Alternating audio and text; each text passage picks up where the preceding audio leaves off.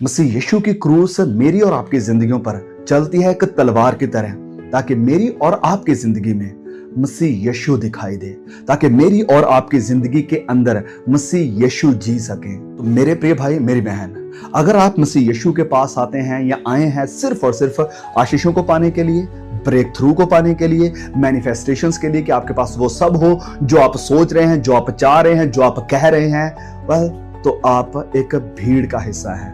आप मसीह यीशु की कलीसिया का हिस्सा नहीं है, आप एक क्राउड का हिस्सा हैं। और अगर आप मसीह यीशु के पास आए हैं सिर्फ यीशु के लिए, तो आप सच में उसके चेले हैं। फिर चाहे आपको दर्द हो, चाहे आपके पास बहुत सारी चीजें हों या ना हो, फिर चाहे आपको तृप्त होना पड़े या भूखे रहना पड़े, फिर चाहे आपके पास गाड़ी है या नहीं है, फिर चाहे संसार आपका मजाक बनाए, चाहे आपको स्वीकार करे, फिर चाहे मसीह के कारण आपको दुख भी क्यों ना उठाना पड़े, तब भी आप मसीह यीशु के पीछे चलेंगे। और इन सब बातों के बावजूद भी जब आप मसीह के पीछे चलने को तैयार हैं, तो आप सच में उसके चेले हैं। आप सच में एक असल मसीही हैं, एक असल क्रिश्चियन हैं। और अगर आप उन सब चीजों के बावजूद मसीह के पीछे चलने को तैयार हैं, मसीह को चुनते हैं, मसीह यीशु की क्रूस को चुनते हैं, तो वाकया आप मसीह यीशु के चेले हैं।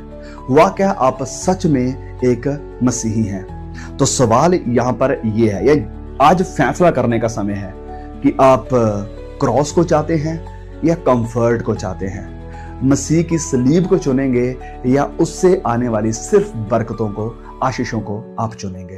तो मेरे प्रिय भाई, मेरी बहन, अंत में मैं यही कहूंगा, इस बात को हमेशा याद रखें कि क्रॉस के बिना सुसमाचार नहीं, क्रूस के बिना कोई रेजरेक्शन नहीं, मुर्दों में से जी उठना नहीं, क्रूस के बिना क्रॉन नहीं, और क्रूस के बिना मसीह यीशु नहीं, मसीह यीशु नहीं।